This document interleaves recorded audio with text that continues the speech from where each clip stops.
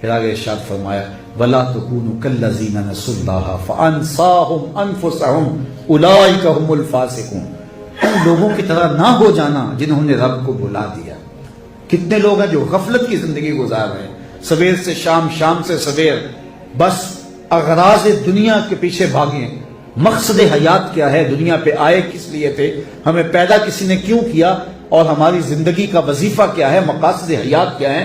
اس کی طرف توجہ نہیں ہے، تو وہ بھول گئے اپنے مقصد حیات کو۔ میلہ دیکھنے آئے تھے تو گھر کا رستہ بھول گئے۔ تو کہا وَلَا تَكُونُوا كَالَّذِينَ نَسُوا اللَّهَ، ان لوگوں کی طرح نہ ہو جانا جنہوں نے اللہ کو بھلا دیا۔ تو پھر کیا ہوا؟ سزا کیا ملی؟ جنہوں نے اللہ کو بھلا دیا اللہ تعالیٰ نے ان کا رزق چھین لیا؟ نہیں، رزق تو بڑا فراہم دیا۔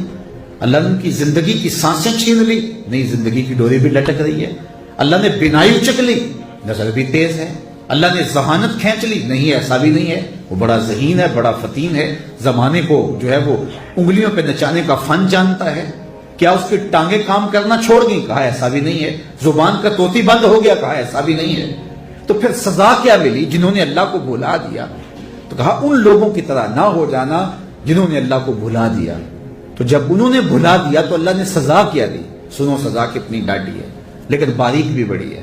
فَأَنسَاهُمْ أَنفُسَهُمْ، اللہ نے انہیں ان سے بے خبر کر دیا، وہ اپنے آپ سے بے خبر ہو گئے، انہیں پتہ ہی نہ رہا کہ ہماری زندگی کے مقاصد کیا ہے۔ یہ سزا اللہ نے دی، بڑی باریک سزا ہے۔ یہ سمجھے کہ اگر اللہ ناراض ہوتا تو ہمیں اتنی دولت کیوں دیتا؟ اللہ ناراض ہوتا تو ہم جیت کیوں جاتے؟ اللہ ناراض ہوتا تو سارے نیچے ہم اوپر ہیں، یہ کیوں ہوتا؟ وہ یہ سمجھتے رہے کہ یہ اللہ کی رضا کے سبب ہے۔ انہوں نے ڈاکے سے، چوری سے، منشیات فروشی سے مکان بنایا اور پھر اس کے اوپر لکھ دیا ھذا من فضل ربی۔ نفس نے دھوکہ لے لیا کہ شاید یہ بے رب کا فضل ہے، حالانکہ وہ قہر تھا رب کا، وہ غضب تھا رب کا، لیکن یہ اس کو اللہ کا فضل سمجھتے رہے۔ تو سزا کیا ملی؟ سزا نہ روزی بند ہوئی، نہ آنکھوں کی بینائی اچکی گئی، نہ شنوائی اچکی گئی، نہ ٹانگیں بے زور ہوئیں، نہ دماغ کام کرنا چھوڑا، نہ زبان کا طوطی بند ہوا۔ نقصان کیا ہوا؟ فَأَنسَاهُمْ أَنفُسَهُمْ، کہ وہ اپنے آپ سے بے خبر ہو گئے، جو مقصد تھا اس سے بے خبر ہو گئے، اور جس کو اپنی بھی خبر نہ رہی اس کے پلے رہا کیا؟ اقبال نے کہا تھا نا، اپنے من میں ڈوب کر پاجا سراغ زندگی، میرا نہیں بنتا تو نہ بن، اپنا تو بن، اور جو اپنا بھی نہ رہا اس کے پلے رہا کیا؟ تو اللہ فرمائے یہ سزا دی ان کو، فَأَنسَاهُمْ أَنفُسَهُمْ، انہیں ان سے بے خبر کر دیا۔